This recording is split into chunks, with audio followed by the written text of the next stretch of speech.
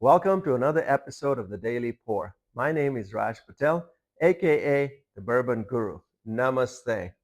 Today's episode, we're going to explore an iconic brand, Cream of Kentucky. This brand was reintroduced in 2019 by Jim Rutledge, who we know fondly as the master distiller at Four Roses. However, I have a surprise for you. We're actually going to go to the original version of Cream of Kentucky, which is this bottle right here. It's a beautiful bottle. And the first batch of Cream of Kentucky was actually made in 1888 by a master distiller from Cincinnati, Ohio called I. Traeger. We don't know what Traeger did with this brand, but what we do know is in 1901, two brothers from Virginia, Richmond, Virginia actually, trademarked this label. They trademarked Cream of Kentucky. They trademarked Kentucky Cream. Now, the two brothers were rectifiers. So they were not making the whiskey.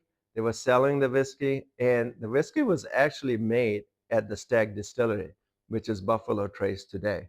So they were getting it from Stag, selling it, and then came the prohibitions, which pretty much brought this brand to a standstill.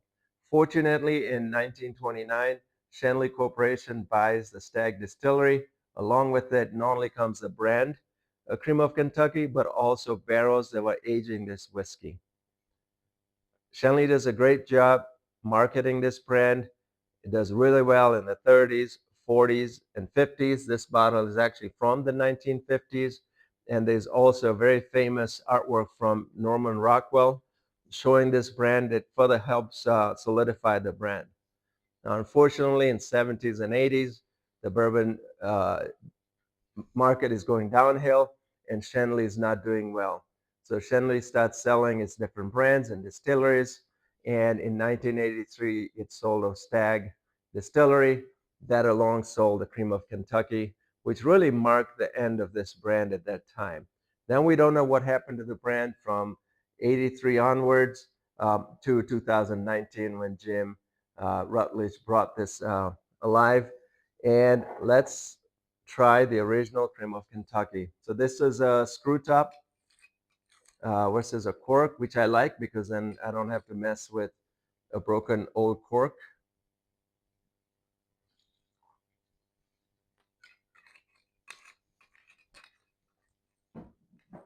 So I'm not expecting any much smells just because it's an older dusty bourbon.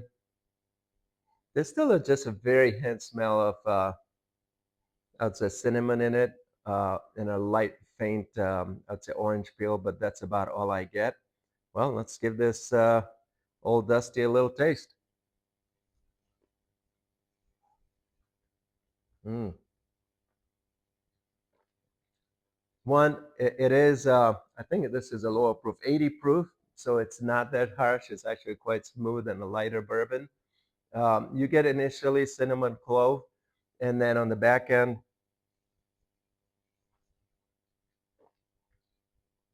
yeah, so back end is more of a cherry flavor. Really good, smooth bourbon, very light proof, very enjoyable bourbon. So hopefully you've liked today's episode. And one last thing I'm going to mention about Jim Rutledge and his new brand. I'll say he has truly honored this brand with its heritage and its legacy. He's crafted a premium bourbon that embodies the tradition, matching this original brand. So on another episode, we will cover this Cream of Kentucky.